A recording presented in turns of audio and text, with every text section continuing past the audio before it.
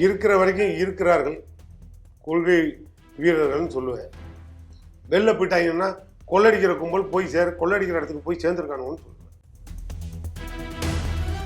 திமுக ஆட்சிக்கு வர வேண்டும் என்றால் கூட்டணிக்கு வந்து கூட்டணியை நம்பி தான் திமுக ஆட்சிக்கு வரணும். ஒரு திமுக காரன் வாயில வராது. ஒரிஜினல் திமுக காரன் ஒருத்தன் வாயில கூட வராது.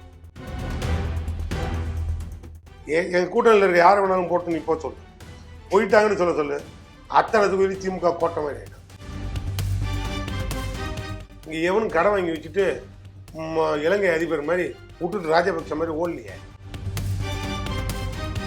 தாம் பதவி, தம் பொண்டாட்டி பதவி, தம் பொண்ணுங்க பதவிங்கிற வைராக்கியத்துக்காக சொந்த அப்பனையே அடவிச்சிட்டாரு. ஆந்திராக்காரன் உன்னை சைக்கிளில் கேமராவை பிடிக்கிட்டு ஓடுறான். 4 பேர் பிடிச்சி 2 அரை அரைஞ்சி கேமராவை பிடிங்கி ஓட்ட கொடுத்துட்டு அவனை அடித்து துரத்துறானுங்க. உடனே கேமரா எடுத்துட்டான். உடனே ஆந்திராக்காரருக்கு தமிழ்நாட்டில் பாதுகாப்பு இல்லை. நாங்கள் சொன்னீங்களே செஞ்சீங்களான்னா சொன்னதுனால தான் செஞ்சோம், சொல்லாததெல்லாம் செஞ்சுருக்கோம். அதுக்கு நீ என்ன சொல்லுவ? அவனுக்கு இவனுக்கும் புருஷ முன்னாடி பிரச்சனை, 2 பேரும் கத்தியால் குதிக்கிறாங்கன்னா அதை உழவு பார்த்துருக்கீங்களா? உழவு பார்ப்பியா? நீ பார்ப்பியா? அடித்த கும்பலுக்கு திமுக அரசு பாதுகாப்பு கொடுக்குதா? ஆதாரம் இருக்கா அவன்கிட்ட? ஒன்றும் கிடையாது. இதெல்லாம் என்ன தம்பி நீ பண்ணுவ? ஏன் தம்பி கொஞ்சம் புரிதலோட நீயும் கேள்வி கேள்வி. அங்கே ஒருத்தன் இந்த பிரச்சனையை சொல்கிறான், இந்த பிரச்சனை சொல்கிறான்லாம் விட்டுரு. இதெல்லாம் வேஸ்ட்டு. திமுக செய்ய தவறிடுச்சுன்னா நீ என்னையா செஞ்சு கிழிச்சேன்னு கேட்க. அப்படி ஒரு 2 பேட்டி எடுத்து போடு.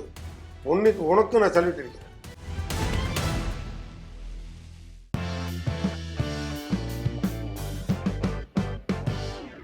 ஜெம் தொலைக்காட்சி நேயர்களுக்கு வணக்கம். இன்றைய சிறப்பு நேர்காணலில் நம்முடன் திராவிட முன்னேற்ற கழகத்தினுடைய செய்தி தொடர்பாளர் மற்றும் வழக்கறிஞர் திரு சூரிய வெற்றிகொண்டான் அவர்கள் இணைந்துள்ளார். அவரிடம் அரசியல் சார்ந்த பல கேள்விகளை முன்வைப்போம். சார் வணக்கம். வணக்கம் சகோதரன், சொல்லுங்க. எப்படி இருக்கீங்க சார்? நல்லா இருக்கேன் சார். இப்போ எதிர்கட்சியிலேருந்து பலர் வைக்கக்கூடிய ஒரு குற்றச்சாட்டு அப்படின்னா, மக்கள் எல்லாம் திமுக அதாவது திராவிட மாடல் அரசின் மீது அதிருப்தியில் இருக்காங்க அப்படிங்கிற ஒரு விஷயத்தை வந்து முன்வைக்கிறாங்க. இதை எப்படி பார்க்குறீங்க ஃபர்ஸ்ட் நீங்கள்? அதிருப்தியில் இருக்கிறது எதிர்கட்சிகள் மட்டும்தான். எந்த மக்கள் வந்து அதிருப்தியில் இருக்கணும்னு போராடிட்டு இருக்கு. போராடின மக்கள் அத்தனை பேருக்கும் கூட இம்மிடியேட்டாக ஒரு ரெமிடியை கொடுத்துட்டோம். அடுத்த செகண்டே போராட்டம்னு தெரிஞ்சினாலே ஓடி போய் முதல்ல ரெமிடி கொடுத்த ஒரு தலைவர் தமிழ்நாடு முதலமைச்சர் மட்டும்தான். எந்த எதிர்கட்சிக்காரனாவது போராடுற மக்கள் மத்தியில் போய் உள்ளே உட்காந்து நாங்கள் இதுக்கு உங்களுக்கு ஆதரவு தரோம்னு சொல்லி எந்த எதிர்கட்சிக்காரன் அவங்களோட தொடர்ந்து போராட்டத்தில் உட்காந்து ஒரு மாவட்ட செயலாளர், ஒரு கட்சி தலைவரை நீங்கள் எனக்கு காட்டுங்க. அப்படி ஏதாவது இருந்ததுன்னா சொல்லுங்கள். அப்படியாவது எதிர்கட்சி ஒரு அழுத்தம் கொடுக்குது இல்லை அப்படி இப்படின்னு அது ஏதோ மக்கள் போராட்டத்தில் மக்கள் பிரச்சனையில் எதிர்கட்சியும் மக்களும் அப்படியே கலந்து ஒன்றா இருக்காங்க ஓரணியில், அதனால் அப்படின்னு ஒரு கேள்வி எழலாம்.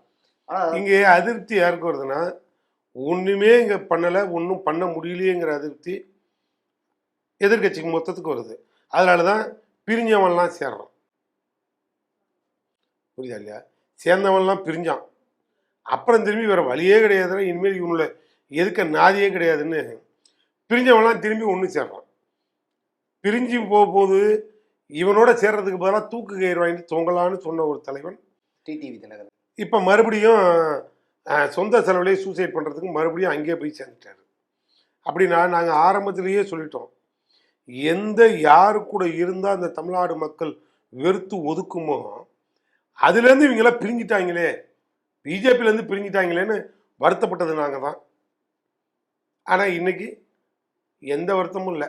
எல்லாரும் ஒரு அணியிலேயே போங்க, பிஜேபி தலைமையிலேயே போங்க. மோடி இன்னும் 10 தாட்டி கூட்டிகிட்டு வாங்க. மோடி மாதிரி இங்கே லோக்கலில் 2-3 கேடி இருக்கானுங்க, 10 தாட்டி கூட்டிகிட்டு வாங்க. பிரச்சனையே சாட் அவுட் ஆகிடும். சார் எங்களுக்கு தொந்தரவே கிடையாது கண்ணு. இப்போ இன்னொரு விஷயம் வந்து சொல்லக்கூடிய விஷயம்னா, தமிழ்நாடு முழுக்க போராட்டம், துப்புரவு பணியாளர்கள் போராட்டம், ஆசிரியர்கள் போராட்டம், சத்துணவு ஊழியர்கள் போராட்டம், செவிலியர்கள் போராட்டம், போராட்டங்கள் தொடர்ந்துகிட்டே இருக்கு. இந்த அரசுல தான் இப்படி நடந்துகிட்டு இருக்கு அப்படிங்கிற ஒரு குற்றச்சாட்டு முன்வைக்கிறாங்க இல்லையா? இந்த போராட்டத்துக்கெல்லாம் என்ன காரணம்? ஒவ்வொரு போராட்டத்துக்கும் ஒவ்வொரு விளக்கம் இருக்குது. நீங்கள் ஒரு போராட்டத்தை எடுத்துக்கலாம். இப்போ பணி நிரந்தரம் தேவைன்னு ஒரு மக்கள் போராடுது. இவ்வளோ நாள் அமைதியாக இருந்தது. ஆனால் பணி நிரந்தரம் பண்ணித்தரேன்னு நீங்கள் வாக்குறுதி கொடுத்தீங்க. ஆனால் இன்றைக்கி நீங்கள் பண்ணி கொடுக்கல. அப்படி பார்த்தா நீங்கள் எனக்கு பணி நிரந்தரம் ஏன் பண்ண மாட்டேங்கிறீங்கன்னு போராடுது. எங்கள் முதல்வர், எங்கள் துறை அமைச்சர் விளக்கம் போய் கொடுக்குறோம். என்ன விளக்கம் கொடுக்குறோம்? உனக்கு பணி நிரந்தரம் பண்ணுறது எங்களுக்கு 100% எங்கள் மனசில் இருக்குது. ஆனால் நிதி சுமை, வர வேண்டிய ஒன்றிய அரசு கொடுக்க வேண்டிய நிதி, இந்த துறைக்கு ஒதுக்கப்பட்ட நிதி, ஃபினான்ஸோட கண்டிஷனு எல்லாமே ஃபினான்ஷியல் ஒப்பீல் வேணும். அதனால் அந்த துறை ரீதியாக தமிழ்நாடு ஒன்றிய அரசால் புறக்கணிக்கப்படுதுமா. நாங்கள் ரெடியாக இருக்கோமா கையெழுத்து போட. ஆனால் மோடிங்கிற ஒரு பிம்பம் இந்த அத்தனை வாக்குறுதிகளுக்கும் முற்றுப்புள்ளி வைக்கணும். ஒரு ஆளுங்கட்சி திமுக சொன்ன வாக்குறுதிகளை 70-80% நிறைவேற்றுதுன்னு சொன்னான். உடனடியாக அவன் பயந்துக்கிட்டு, ஏன்னா ஒரு கட்சி இப்படி முழுக்க வாக்குறுதிகள் நிறைவேற்றிட்டா எப்படா மறுபடியும் இந்த கட்சியை எதிர்த்து நாம் எப்படா களத்தில் நிற்க முடியும்? அப்படின்னா இவங்களுக்கு ஃபைனான்ஸ் இருக்குது, பணம் இருக்குங்கிறதுனால தான் புதுசாக அறிவிக்கிறான். ஒரு தனிநபர் வருமானமே டபுள் டிஜிட்டுக்கு வருது. அப்படின்னு பார்த்தா இவங்களை இந்தியாவிலே நம்பர் 1 கட்சி, நம்பர் 1 மாநிலம், நம்பர் 1 முதலமைச்சர், நம்பர் 1 எல்லா துறையிலையும் நம்பர் 1 ஒன்றிய அரசு வாயாலேயே சொல்ல வச்சுட்டானுங்க. அப்போ என்னடா பண்ணுறது? இவங்களை எப்படி தேர்தலில் ஜெயிக்க முடியும்? அப்படின்ற பிளான் ஒரு எதிர்கட்சியாக இருக்கிறவங்களுக்கு வருமா வராதா? நான் ஒன்றே கேட்குறேன், வருமா வராதா? அப்படி பார்த்தா நாங்கள் கொடுத்த வாக்குறுதியெல்லாம் ஃபினான்ஸ் பிரச்சனையில் மாட்டுது. அப்படிங்கிறது இந்த ஃபைனான்ஸ் பிரச்சனையில் மாட்டும்போது இதை கொடுக்க வேண்டிய இடத்துல நிதி தமிழ்நாட்டுக்கு கொடுக்க வேண்டிய இடத்துல ஒன்றிய அரசு இருக்கு. உனக்கு நான் கொடுத்தா தானே நீ செய்வ. எரியறதை இழுத்துட்டா என்ன அடங்கும்? சொல்லு தம்பி, என்ன அடங்கும்? கொதிக்கிறது நின்றுடும். புரியுதா? அப்போ ஒன்றிய அரசு அங்கே உட்காந்துருக்கான். நான் உன் உயர உருவிட்டா உன்னால் தமிழ்நாட்டில் என்ன நல்லது செய்ய முடியும்? கொடுக்க முடியாது, நீ செய்ய முடியாது. இதுதான் பிரச்சனை. நாங்கள் தான் செய்ய ரெடியாக இருக்கோமே. நீ ஒன்று புரிஞ்சுக்கோ, உனக்கு நான் ஒரு 10,000 ரூபா தரேன்னு சொல்லிட்டேன். நான் தானே உனக்கு சொல்லிட்டேன், கொடுக்குறேன்னு சொல்லி தானே உடனே இங்கே வர சொல்லிட்டேன். ஆனால் இப்போ இல்லை, ஏன்னா எனக்கு வர வேண்டியது இல்லை, என்னோட ஃபினான்ஷியல் கண்டிஷனு கொடுக்க வேண்டியது வரல, அதனால் நான் கொடுக்க தவிர்த்து நாளைக்கு தரேன். இதுதான் பிரச்சனை. ஓகே சார், இப்போ எதிர்க்கட்சி தலைவர் எடப்பாடி பழனிசாமி அவர்கள் சொன்னது அதிமுக ஆட்சி காலத்தில் 4.5 லட்சம் கோடி ரூபாய் கடனாக இருந்துச்சு. இப்போ கடந்த 4 ஆண்டு காலத்தில் வந்து சுமார் ஒரு 9 லட்சம் கோடி ரூபாய் வந்து கடன் வந்திருக்கு. 4 ஆண்டுல மட்டும் 5 லட்சம் கோடி ரூபாய் வந்து கடன் வாங்கியிருக்காங்க அப்படின்னு சொல்லியிருக்காரு. நிறைய ஊழல் குற்றச்சாட்டையும் வந்து இந்த துறையில வந்து நடந்திருக்கு அப்படிங்கிற ஒரு இதையும் ஆளுநர்கிட்ட கொடுக்குறாரு. 4.5 லட்சம் கோடி கடன் அவரு ஏன் வாங்கினாரு? தமிழ்நாடு வளர்ச்சிக்கு வாங்கினாரா, இல்லை அவரோட குடும்ப வளர்ச்சிக்கு வாங்கினாரா? என்னத்துக்கு வாங்கினாருன்னு முதல்ல அவர் இது வரைக்கும் பேசியிருக்காரா? நீ ஒன்று கேட்கணும். எடப்பாடி பழனிசாமி பேசுகிறாருன்னு சொன்னால் எடப்பாடி பழனிசாமிகிட்டே போய் ரிப்போர்ட்டராக நான் இருந்தேன்னா ஓப்பனில் கேட்பேன். ஐயோ, அது திமுக கவர்மெண்ட் வந்து 10 லட்சம் கோடி கடன் வாங்கிருச்சுன்னு சொல்கிறல்ல, ரைட்டியா? நீ 4 லட்சம் கோடி எதுக்கு வாங்கினேன்னு முதல்ல சொல்லு. நீ ஆட்சிக்கு வரும்போது எவ்வளோ கோடி இருந்தது? நீ ஏன் 4 லட்சம் கோடி அதிகமாக வாங்கின? அப்போ நீ 4 லட்சம் கோடி வாங்கினதுக்கு கணக்கு கொடு. அப்போ நான் போய் அவங்கள்ட்ட போய் அப்போ நீ ஏன் 10 லட்சம் கோடி கடன் வாங்கினேன்னு நான் கேட்குறேன் அப்படின்னு ஒரு கேள்வி இருக்குல்ல. இது வரைக்கும் அவர் வாங்கின 4 லட்சம் கோடி கணக்கு கொடுத்துருக்காரா? அவங்க அதிமுக தரப்புலேருந்து இன்னொரு விஷயம் சொல்கிறாங்க சார். ஆண்டுக்கு நாங்கள் 30,000 கோடி ரூபாய் தான் எங்கள் ஆட்சி காலத்தில் கடனானது இருந்துச்சு. ஆனால் இவங்க ஆட்சி காலத்தில் வந்து ஆண்டுக்கு வந்து 1 லட்சம் கோடி ரூபாய் வந்து வாங்கியிருக்காங்க அப்படிங்கிற ஒரு விஷயம். இதுல இருந்து என்ன தெரியுது உனக்கு? உன் கவர்மெண்ட்ல உனக்கு நடத்த தெரியாத உன்னோட தகுதியின் மெயின் காரணம் உனக்கு இருக்க மூல வளர்ச்சி கம்மி. அதனால உன்னால ஆண்டு வருமானம் இவ்வளவுதான் உன்னால காட்ட முடிஞ்சுது. உனக்கு கடன் கொடுக்குறவன் கொடுக்கல. இன்னொரு எடப்பாடியை நம்பி எவனும் கடன் கொடுக்கல. காரணம் வளர்ச்சி விகிதம் இல்லை.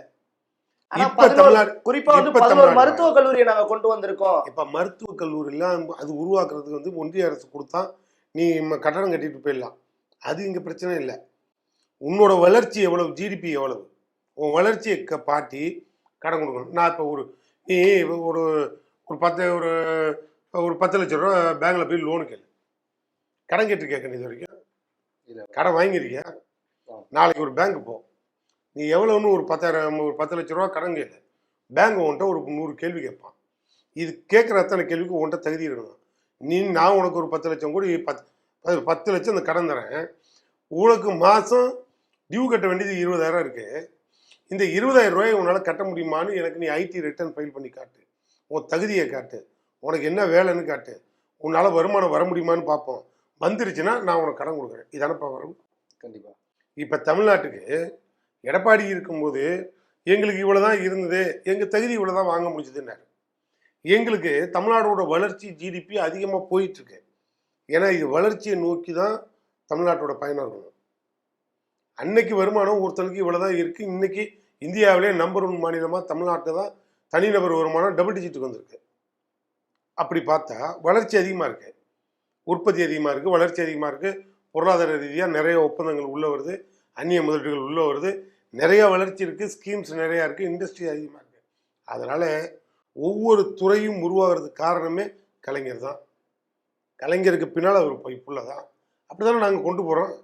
இப்படி வரும்போது இன்வெஸ்டாரும் அதிகமாக வரான், கடன் கொடுக்குறவனும் அதிகமாக கொடுக்குறேங்கிறான். நாங்கள் அதை வாங்கி இன்வெஸ்ட் பண்ணி டெவலப் பண்ணி அவனுக்கு கடன் அடைக்கிறதுக்கு வழியை காட்டணும்.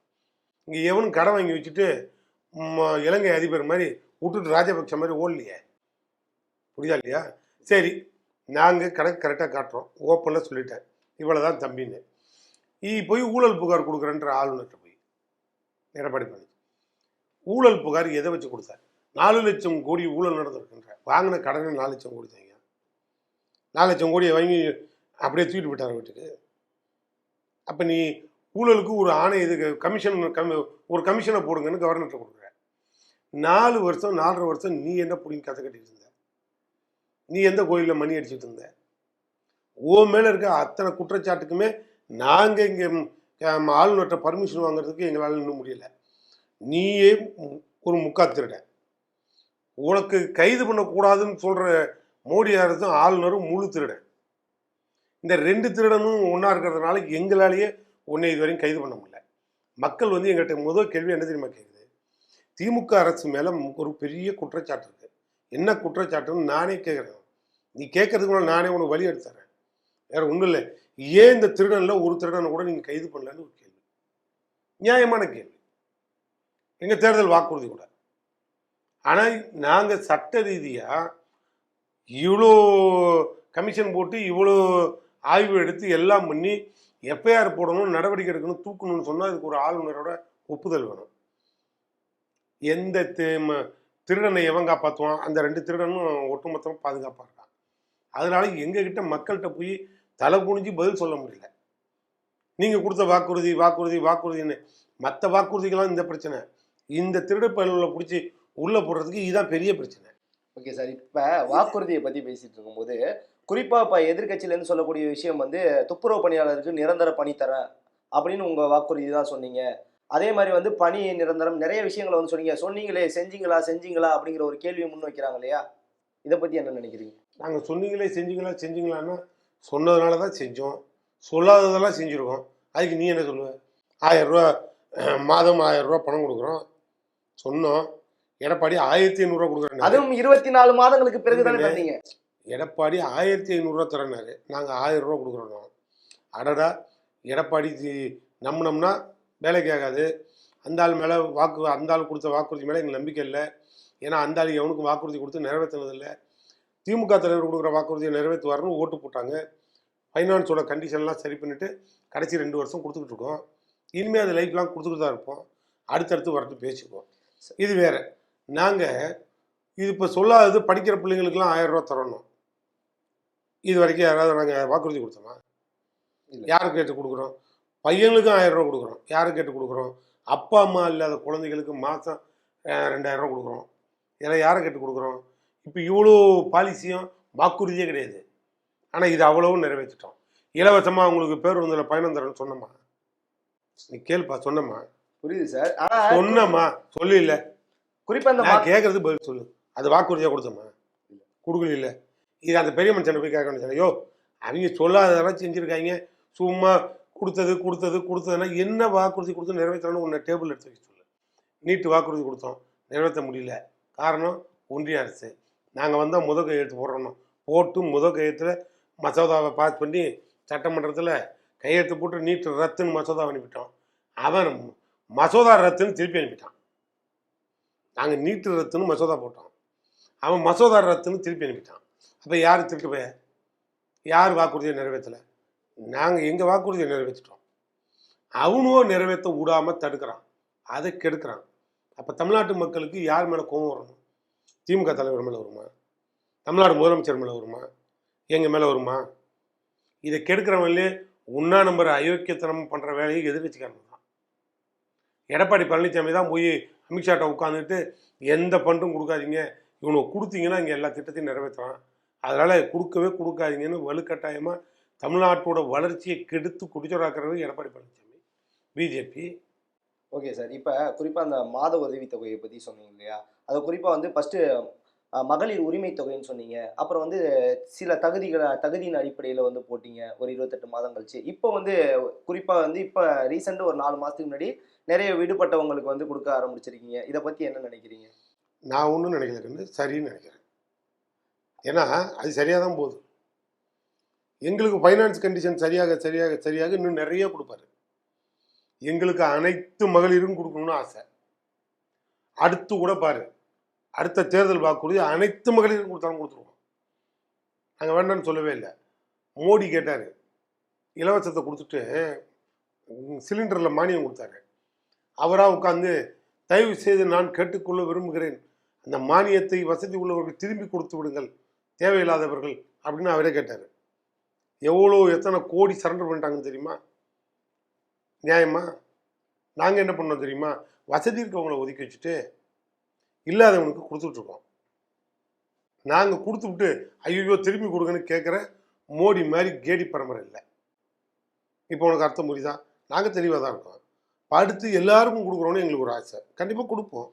இப்போ இந்த 4.5 ஆண்டு காலம் வந்து நிறைய வாக்குறுதிகள் நிறைவேற்ற மாதிரி 4 மாதங்களில் வந்து திமுக அரசு வந்து நிறைய வாக்குறுதிகளை வந்து செயல்படுத்திட்டு வருது அப்படிங்கிற ஒரு விஷயத்த வந்து முன் வைக்கிறாங்க. தேர்தலுக்காக இந்த ஒரு விஷயத்த பண்ணுறாங்க அப்படிங்கிற ஒரு குற்றச்சாட்டையும் வைக்கிறாங்க இல்லையா திமுக மேலே? நாங்கள் தான் பண்ணிட்டோமே, எல்லாம் கடைசி நேரத்தில் பண்ணிகிட்டே வரோம்ல.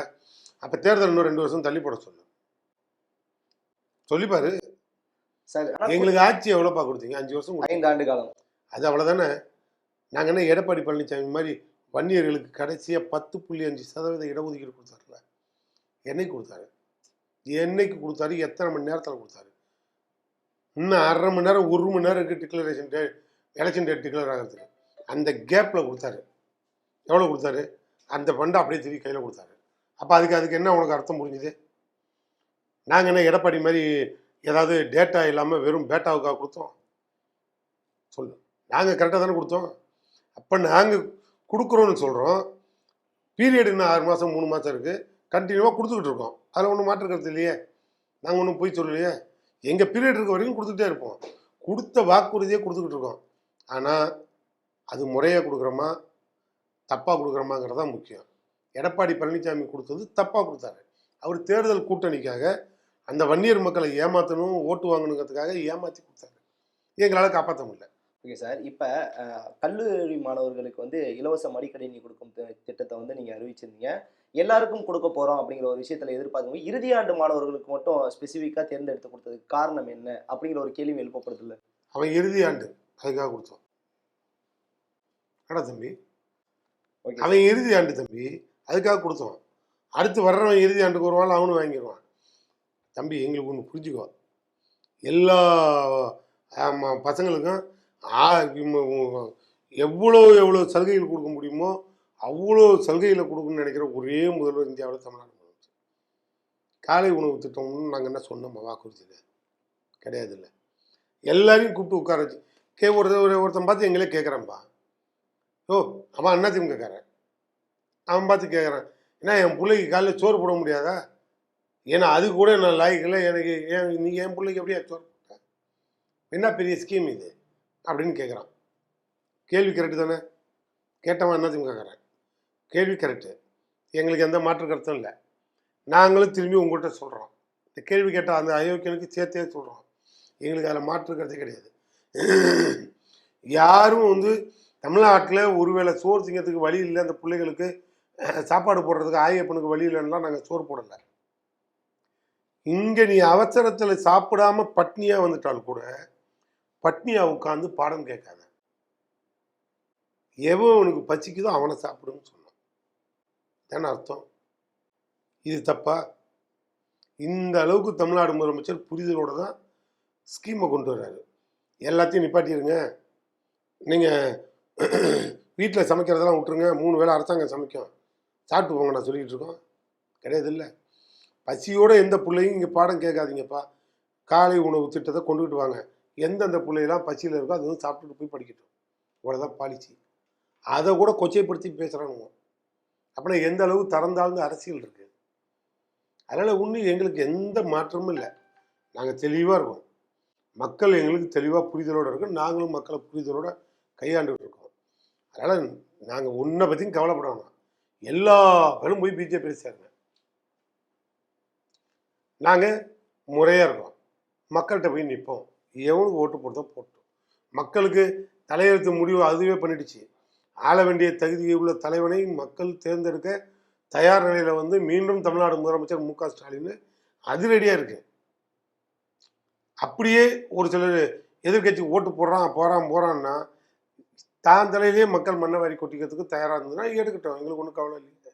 ஓகே சார், இப்போ பாட்டாளர் மக்கள் கட்சியினுடைய அன்புமணி அவர்கள் ஒரு அறிக்கையை வந்து விட்டுருக்காரு.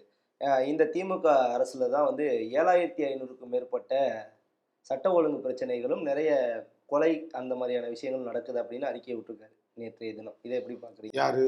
அன்புமணி அவர்கள். சரி, அவர் இப்போ யார் கூட போய் சேர்ந்திருக்காரு? அதிமுக. அதுக்கு முன்னாலே யார் கூட இருந்தாரு? பிஜேபி அங்கே தானே இருந்தாரு.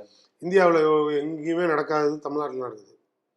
இந்தியா ரொம்ப தெளிவாக இருக்குது. இவர் எதை பற்றியும் கவலைப்படல. எத்தனை நாள் பார்லிமெண்ட்டில் போய் இவர் உட்காந்து தமிழ்நாட்டுக்காக பேசியிருப்பார், இல்லை இந்தியாவுக்காக பேசியிருப்பார்? இந்திய பார்லிமெண்ட் கட்டடத்தில் போய் உட்காந்து இவர் எங்கே எந்த கோயிலில் மணி அடிச்சுட்டு இருந்தார்? அட்டன்ஸை முதல்ல எடுங்க. அவருக்கு முதல்ல இவர் பார்லிமெண்ட்டில் அட்டன்ஸ் இல்லாதவனை டீபார் பண்ணணுன்னா இவர் தான் முதல்ல டீபார் பண்ணியிருப்பானுங்க. புரியுதா? கட்சி, சொந்த மக்கள், இது எல்லாத்தையும் கொண்டு போய் தன்னுடைய சுயநலத்துக்காக அடகு வைக்கிற ஒரே இடத்துல அன்புமணி ராமதாஸ் இருந்தார். இன்னைக்கு வரைக்கும் இருக்காரு. இப்போ தாம் பதவி, தம் பொண்டாட்டி பதவி, தம் பொண்ணுங்க பதவிங்கிற வைராக்கியத்துக்காக சொந்த அப்பனையே அடகு வச்சுட்டாரு, க்ளோஸ் பண்ணிவிட்டாரு. அப்புறம் இவரெல்லாம் ஒரு பெரிய மனுஷனா? ஏம்மா, நீ முதல்ல போய் உங்கள் அப்பாவை காப்பாற்று, அம்மாவை காப்பாற்று, குடும்பத்தை காப்பாற்று, அதுக்கப்புறம் திரும்பி மக்களை காப்பாற்று, உன் குலப்பெருமையை நிலைநாட்டு. நான் சொல்கிறதுக்கு எவ்வளோ நேரம் ஆகும்? உனக்கு என்ன தமிழ்நாட்டு மக்கள் மேலே அக்கறை இருக்கு? உனக்கு என்ன தமிழ்நாட்டு மக்களை பற்றி தெரியும்? நீ என்ன பொது கட்சியாக வந்தியா? நீ ஒரு ஜாதி கட்சியாக வந்த. அந்த ஜாதிக்கே உன்னால் அந்த மக்களை காப்பாற்ற முடியல. அந்த ஜாதி பேரை சொல்லிட்டு நீ உன்னை காப்பாற்றிட்டு ஓடிட்ட. ஒட்டுமொத்தமாக சொல்லணும்னா இவங்கெல்லாம் வந்து அப்போ இந்தியாவிலே அப்புறப்படுத்த வேண்டிய ஒரு தலைவர்கள். அதனால் அவங்களாம் ஒரு பெரிய மனுஷனை கவலைப்படுத்தாங்க, விட்டுரு. ஓகே சார், ஆனால் சட்ட ஒழுங்கு பிரச்சனையானது தொடர்ந்து நடந்துட்டு தானே வந்து இப்போ திருத்தணியில் வந்து கஞ்சா போதையில் வந்து ரீல்ஸ் முகத்தில் வந்து வட இந்திய இளைஞரை வந்து வெட்டி கொள்கிறாங்க. இப்போ 2 நாட்களுக்கு முன்னாடி கூட இங்கே குடும்பத்தோட பீகார் மாநிலத்தை சேர்ந்த இது வந்து இறக்குறாங்க. நீ கேட்கறது நானே கேள்வியெல்லாம் வரிசையாக சொல்கிறேன். ஆனா இந்த ஒரு கேள்வி கேட்கும்போது அமைச்சருக்குமே வந்து நடந்துச்சா அப்படிங்கிற ஒரு சந்தேகத்துல கேட்கிறாரு இல்லையா? அமைச்சருக்கு வேணா அந்த செகண்டுக்கு செய்தி காதுக்கு போகலாம். எங்களை மாதிரி செய்தி தொடர்பாளருக்கு அது இல்லை. நான் ஓப்பனாகவே சொல்கிறேன். ஏன் போன வாரம் ஒன்று நடந்து, நாளைக்கு என்ன நடக்க போகுது, நாளன்னைக்கு என்ன நடக்க போகுதுன்னு நீ நாளைக்கு ஜோசியம் பார்க்க முடியுமா? ஒரு உளவுத்துறைன்னு ஒன்று இருக்கும். இங்கே ஒரு டீம் ஃபார்ம் ஆகி இங்கே ஒரு மறியல் பண்ண போகிறாங்கன்னா செய்தி வந்துடும், முன்கூட்டி வந்துடும், முன்கூட்டி தடுத்தலாம். புரியுதா இல்லையா? இதில் திருநெல்வேலியில் செட்டியார் தெருவிலேருந்து அந்த காரணம் ஒருத்தன் இவன் முன்னாடி ஓட்டிகிட்டு போக போகிறான்னா உளவுத்துறை உளவு பார்க்குற வேலையாது. அவனுக்கு இவனுக்கும் புருஷ முன்னாடி பிரச்சனை, 2 பேரும் கத்தியால் குத்திக்கிறாங்கன்னா அதை உளவு பார்த்துருக்கீங்களா? உளவு பார்ப்பியா? நீ பார்ப்பியா? யாரை உட்கார வைக்கிற சொல்லு, பார்க்க சொல்லு. இந்த நிர்வாகத்தை லாண்ட் ஆர்டரை நான் அப்படியே சிஎம்கிட்ட நாளைக்கு காலையில் வாங்கி தரேன். ஒரு வாரம் எங்கேயும் எவன் பொண்டாட்டிக்கும் பிரச்சனை கூடாது, எவன் புருஷனுக்கும் பிரச்சனை கூடாது, எந்த பொண்ணுக்கு வரக்கூடாது, எங்கேயும் திருட்டு நடக்கூடாது, செயின் பறிப்பு நடத்தக்கூடாது. இந்த பொறுப்பை அப்படியே ஒரே வேலை மட்டும் சரி, மற்ற டிபார்ட்மெண்ட்டை விடு, இந்த ஒரே டிபார்ட்மெண்ட்டை தந்துடுறான். மொத்தமாக பார்த்துக்க சொல்லு. முடியுன்னு எவனை எந்த ஒரு அரசியல் வெளில வர சொல்லு. இதெல்லாம் என்னப்பா இது? அவன் தான் ஒரு பைத்தியக்காரன், லூசு போயிடுவா, வழி கிடையாது. எதிர்கட்சி ஆளுங்கட்சிக்காரனை திட்டுறதுக்கு வழி கிடையாது. அங்கே வந்து இதை என்ன, எந்த ஸ்டேட்லேருந்து வந்தான்? இப்போ ஏதோ ஒன்று நடந்ததுன்னு சொல்லி எந்த ஸ்டேட்லேருந்து வந்தான்? பீகார்லேருந்து ஒருத்தன் வந்தான். அவன் என்ன பண்ணான்? தமிழ்நாடு சுதந்திரத்துக்கு போறான். நான் தமிழ் இளைஞர்கள் தானே போதையில வந்து தம்பி ஒரே ஒரு நிமிஷம். பீகாருக்காரன் யாருமே இங்கே இருக்கக்கூடாதுன்னு திமுககாரன் அடித்து துரத்துறானா?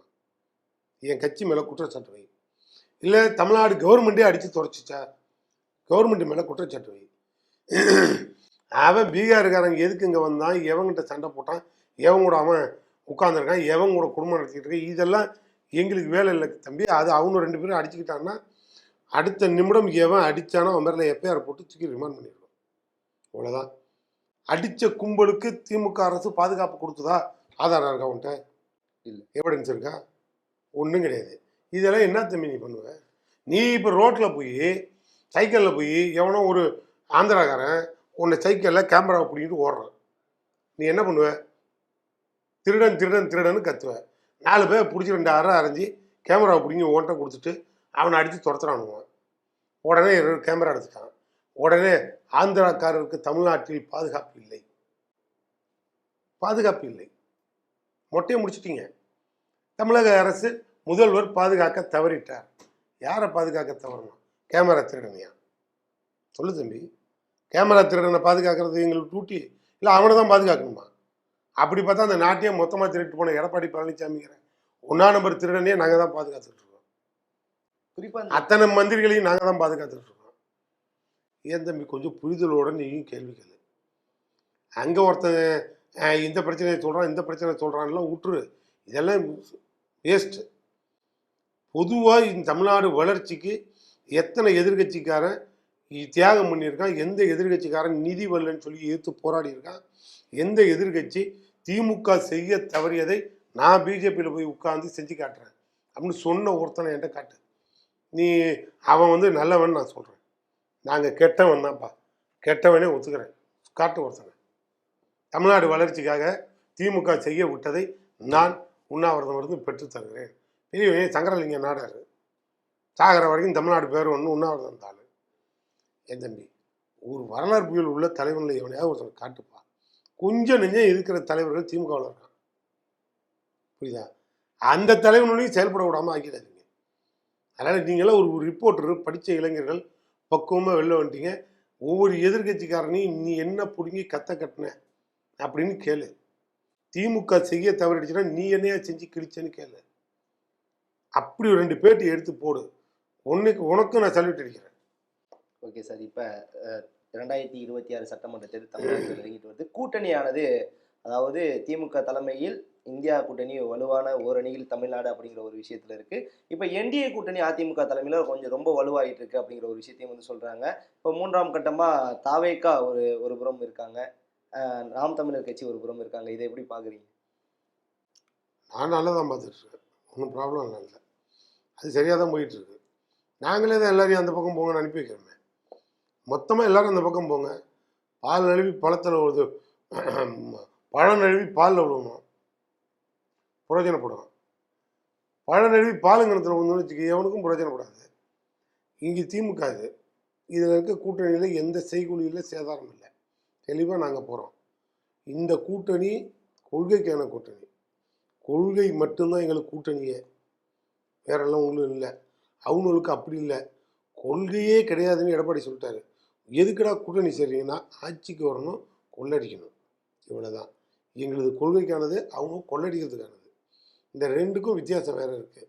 இதை மக்கள்கிட்ட பிரச்சாரமாக எடுத்துகிட்டு போகிறோம், முடிவு அவங்க எடுத்துக்கிட்டோம். Okay sir. இப்போ இந்தியா கூட்டணியில் இருக்கக்கூடிய காங்கிரஸ் தமிழக வெற்றி கழகத்தில் கூட்டணிக்கான பேச்சுவார்த்தை நடத்துது அப்படிங்கிற மாதிரி தகவல்லாம் வருது. இதை எப்படி பார்க்குறீங்க? ஆனால் கரெக்டான எங்களோட கூட்டணி வலுவாக இருக்குது அப்படிங்கிற ஒரு விஷயத்த முன்வைக்கிறாங்க. ஆனால் காங்கிரஸ் அங்கே பேச்சுவார்த்தை நடத்துகிற மாதிரியான தகவலும் வருது. இதை எப்படி பார்க்குறீங்க? காங்கிரஸில் ஆள் எடுக்கிறதா தான் நாங்கள் அடிக்கடி கேள்விப்படுவோம் இந்திய அளவில். ஏன்னா காங்கிரஸில் ஆள் எடுக்கிறது இராணுவத்துக்கு ஆள் எடுக்கிற மாதிரி, புரியுதா? இராணுவத்துக்கு ஆள் எடுத்தோம்னா போய் சேர்ந்தோம்னா ஒரு மரியாதை இருக்கிற மாதிரி, காங்கிரஸுக்கு ஆள் எடுக்கிற மாதிரி இருந்ததுன்னா இந்திய தேசிய காங்கிரஸில் ஒரு மதசார்பற்ற ஒரு கட்சிங்கிற ஒரு மரியாதையும் மகத்துவமும் இருக்குது. அது தப்பித்தவரி கொள்கைக்காக கடைசி வரைக்கும் போராடுற ஒரு இயக்கமாக தான் போயிட்டுருக்கு. அது போய் எங்கேயோ ஒரு இடத்துல சேரப்போகுது உனக்கு ஏதாவது செய்தி அப்படி ஏதேனும் அந்த தலைவர்கள் லெட்டர் கொடுத்து ஏதாவது ஒரு நல்ல முடிவுக்கு வந்துன்னா நீ அதை வரவேற்கிற மாதிரி நானும் அதை வரவேற்பேன். எனக்கு நாங்கள்லாம் எதுக்கிற இடத்துலலாம் இருக்க மாட்டோம். நீயே காங்கிரஸ் விஜயோடு போகிறது நீ சொல்கிற. நிறைய போனதுக்கு அப்புறம் சொல்லுங்கன்னு 2 பேரும் பாராட்டுவோம். நீ இப்போ போயிடுச்சுன்னு சொல்லு, அப்பா வாழ்த்துக்கள்றான், சந்தோஷம். ஏன் இதை வாழ்த்துக்கள் சொல்கிறேன் தெரியுமா? இங்கே இருக்க இந்த 25 தொகுதி இருப்பார், கொடுத்த தொகுதி அத்தனையிலையும் திமுக ஜெயிச்சு வந்துடும். இப்போ எனக்கே சந்தோஷம் வரும், மகிழ்ச்சி வந்துடும். நாங்கள் ஒன்றும் கவலைப்படல. நாங்கள் சொல்லிட்டோம், திமுக ஆட்சிக்கு வர வேண்டும் என்றால் கூட்டணிக்கு வந்து கூட்டணியை நம்பி தான் திமுக ஆட்சிக்கு வரணும். ஒரு திமுக காரன் வாயில வராது, ஒரிஜினல் திமுக காரன் ஒருத்தன் வாயில கூட அது வராது. இதை வேணா தலைப்பு செய்தியாக போட்டுக்கோ. ஒரிஜினல் திமுக காரன் ஒருத்தன் வாயில வந்து கூட கூட்டணி சேர்ந்தால்தான் இந்த கட்சி ஆட்சிக்கு வரும்னு எங்க வாயில வராது. அப்படி ஆட்சியே எங்களுக்கு தேவை கிடையாது. நாங்கள் தேர்தலில் நிற்கலாமா வேணாமான்னு பொட்டி வச்சு, அப்போ மக்கள்கிட்ட பொட்டி வச்சு, நீ கொடுத்த கொள்கையெல்லாம் நிறைய வச்சிருக்கீங்கப்பா, இந்த கொள்கையெல்லாம் நிறைவேற்றணும்னா உங்கள்கிட்ட கவர்மெண்ட் இருக்கணும், போய் செய்யுங்க. நாங்கள் எல்லா கொள்கையும் நிறைவேற்றிட்டோம், எங்களுக்கு ஒன்றும் அவசியமே கிடையாது. ஆனால் இனிமேல் எல்லாரும் ஆரோக்கியமாக இருக்கணும். வர எதிரிகிட்ட வந்து தமிழ்நாட்டை காப்பாற்றணும், தமிழ்நாடு உரிமையை காப்பாற்றணும், மொழியை காப்பாற்றணும். அழிக்கிற எதிரிகிட்ட வந்து காப்பாற்றணுங்கிறது தான் இப்போ எங்கள் கொள்கை. அதுக்காக நாங்கள் இப்போ அப்படி இருக்கோம். நீ நினைக்கிற மாதிரி கூட்டணி கூட்டணி எவன்கிட்ட பூச்சாண்டி காட்டு, எங்கள்கிட்ட காட்டுறீங்களா? எங்கள் கூட்டணியில் இருக்க யாரை வேணாலும் போட்டு நீ போ சொல்லு, போயிட்டாங்கன்னு சொல்லு. அத்தனை தொகுதி திமுக கோட்டை மாதிரி ஆகிடும். இப்போ பார்க்குறியா, தனியாக 234 தொகுதியில் நின்று ஜெயிச்சுக்கிறோம். வேண்டான்னு சொல்லியே எங்கள் தலைவர் மனசாட்சியோட கொள்கைக்கு எதிரிகளை கொள்கையோட ஒத்து போகிறவங்க, அந்த பாசிச கொள்கைக்கு எதிராக ஒரு அணியில் வந்தவங்களை புறக்கணிக்கக்கூடாதுன்னு எல்லாரையும் கூப்பிட்டு நேராக வாங்க, பரவாயில்லைங்க, எல்லாம் ஒன்றா நிற்போம், உங்களுக்கும் நான் ஒரு 6 தொகுதி தரேன், 10 தொகுதி தரேன், நீங்கள் இருங்க. எங்கள் கூட்டணியில் இருக்க எல்லாருமே யாருமே வந்து ஷீட் ஷேரிங்கே முக்கியம் இல்லை, இந்த கொள்கை முக்கியம், கூட்டணி முக்கியம்னு இருக்கவங்க தான். சும்மா இங்கே உட்காந்துக்கிட்டு நாங்கள் போகிறோம் இதெல்லாம் நான் அதெல்லாம் மதித்து பதில் சொல்ல மாட்டேன். போயிட்டாயேன்னு சொல்லு. இருக்கிற வரைக்கும் இருக்கிறார்கள் கொள்கை வீரர்கள்னு சொல்லுவேன். வெளில போயிட்டாங்கன்னா கொள்ளடிக்கிற கும்பல் போய் கொள்ளடிக்கிற இடத்துக்கு போய் சேர்ந்துருக்கானுன்னு சொல்லுவேன். இவ்வளோதான். எனக்கு அதில் ரெண்டுக்கும் வித்தியாசமே கிடையாது, தெளிவாக இருப்பேன். ஓகே சார், தமிழக வெற்றி கழகத்தை பொறுத்த வரைக்கும் 2026 திமுகவுக்கும் தாவேகாவுக்கும் இடையே தான் போட்டி அப்படிங்கிற ஒரு இதை வந்து முன்வைக்கிறாங்க. திமுக ஒரு தீய சக்தி, தாவேகா ஒரு தூய சக்தி அப்படிங்கிற பிரச்சாரத்தெல்லாம் வந்து தாவேகா தலைவர் முன்வைக்கிறது எப்படி பார்க்குறீங்க? நாங்கள் 10 புள்ள பெற்றவன், புரியுதா? எங்களுக்கு தெரியும் புள்ள பெற்றதுக்கு மருந்து எப்படி கொடுக்கணும். அவங்க தலைச்சம்பல் உள்ள பொண்ணே வயசுக்கு வரல, உடனே கொண்டு போய் தாவேகாவுக்கும் திமுகவுக்கும் தான் போட்டின்னா அவங்க என்னத்தை போட்டி? எவனா இப்போ எங்கள் கட்சியை விட அவங்க கட்சி கொஞ்சம், இப்போ நடிகர் விஜய் கட்சி கொஞ்சம் ஒரு கிரேடு வந்து எனக்கு ரொம்ப பிடிச்சிருக்கு. என்ன கிரேடு பிடிச்சிருக்குன்னா, இப்போ எங்கெல்லாம் அப்படி கிடையாது. நாங்கள்லாம் எங்கே போய் செத்தாலும், எந்த தொண்டை செத்தாலும், இல்லை தமிழ்நாட்டில் எந்த தலைவர்கள் செத்தாலும், செத்தவங்க வீட்டில் போய் நாங்கள் மாலை வச்சுட்டு மரியாதை கொடுத்துட்டு சொல்லிட்டு திரும்பி வருவோம். எங்களுக்கு அவ்வளோதான் முடியும். ஆனால் அந்த தாவேகா கட்சியில் இருக்கிறவங்களாம் எவன் செத்தாலும் பாடியை பனையூருக்கு எடுத்துகிட்டு வந்து அங்கேயே மாலை வாங்கிட்டு அங்கேயே அடக்கம் பண்ணிடலாம். அந்த அளவுக்கு அது நல்ல கொள்கை உள்ள கட்சி. இந்த ரெண்டில் தான் எங்களுக்கு எங்களை விட அவங்க நல்லவங்க அப்படி வேணால் வச்சுக்க, தமிழ்நாட்டு மக்களுக்கு புரியும். ஓகே சார், குறிப்பாக கடைசியான ஒரு கேள்வி. விஜய் அவர்கள் அதாவது ஒரு பத்திரிகை, ஆங்கில பத்திரிகையாளர்களிடம் பேசிய போது குறிப்பாக நிறைய விஷயங்கள் வந்து சொல்லியிருக்காரு. அதில் குறிப்பாக அண்ணா, எம்ஜிஆர், கலைஞர் இவங்கெல்லாம் வந்து, ஜெயலலிதா இவங்கெல்லாம் வந்து என்னோட ஒரு வழிகாட்டி அப்படிங்கிற மாதிரி வந்து சொல்லியிருக்காரு. கலைஞர் அவர்களோட பேரையும் இதில் இன்வால்வ் பண்ணியிருக்காரு. இதை எப்படி பார்க்குறீங்க? இப்படி வேணால் எடுத்துக்கலாம்பா. எல்லாத்தையும் அட்டப்படத்தில் பார்த்துட்டாரு, இப்போ உள்ள வந்து படிச்சுக்கிட்டு இருக்காரு, புரியுதா இல்லையா? இந்த அட்டப்படத்தில் பார்த்துட்டு அரசியல் பண்ணுற அரசியல் தலைவர்களை அட்டப்படத்தில் பார்த்துட்டு அரசியல் பண்ண நினைக்கிறதுங்கிறது சாத்தியக்கூறு இல்லை. அவங்க கையாண்ட கொள்கைகளை, எந்த கொள்கை நல்ல கொள்கையோ அந்த கொள்கைகளை நான் கடைசி வரைக்கும் பாதுகாப்பேன். கொள்கைக்கு ஒரு ஆபத்து வந்தால் நான் என்னையே இழக்க ரெடியாக இருக்கேன் அப்படின்னு சொல்லிட்டா அவங்க நல்ல தலைவர், அவங்க வரலாறு கொள்வாங்க, தகுதி உள்ள அரசியல்வாதி. சும்மா விட்டுட்டு நான்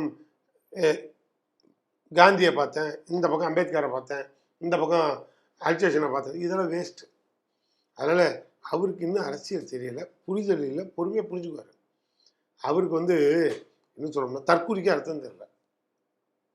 தற்கூரினா தவறான வார்த்தை கிடையாது. தனக்கு வந்து கையெழுத்து போடுற அளவு கூட அடிப்படை அறிவு இல்லாதவங்களுக்கு கைரேகையை கை நாட்டு மாதிரி வச்சு குறியை காட்டுவாங்க. இந்த கைரேகை குறி இருக்கு பாரு, அதை காட்டுவாங்க. அதை தான் அடையாளமாக தெரியும். எனக்கு எழுத படிக்க தெரியாது, ஒன்றும் தெரியாது, எந்த ஒன்றும் இல்லைன்னா இந்த கைரேகை உருட்டுவோம் சொத்து பத்திரத்தில், அதுதான் அவரோட ஐடென்டிஃபிகேஷன். அதுக்கு பேர் தற்கூரின்னு பேர். அரசியலில் அவரை நாங்கள் தற்கூரின்னு சொன்னோம். வேற எதுலையும் சொல்லலை. ஏன் அரசியலில் தற்கொலைன்னு சொல்லணும்னா, அரசியலை அடிச்சுவோடு கூட அவருக்கு தெரியாது. எதுக்காக அரசியல் ஆரம்பிச்சுது, எதுக்காக அரசியல் நடந்துகிட்டு இருக்கு, என்ன அரசியல் செய்ய போகுது, எதுவுமே தெரியாது. முதல்ல அதுக்காக இறங்கி கீழே வரட்டும், அப்புறமா தானாக போயிடும். உங்க சிறப்பான தகவலுக்கு மகிழ்ச்சி சார்.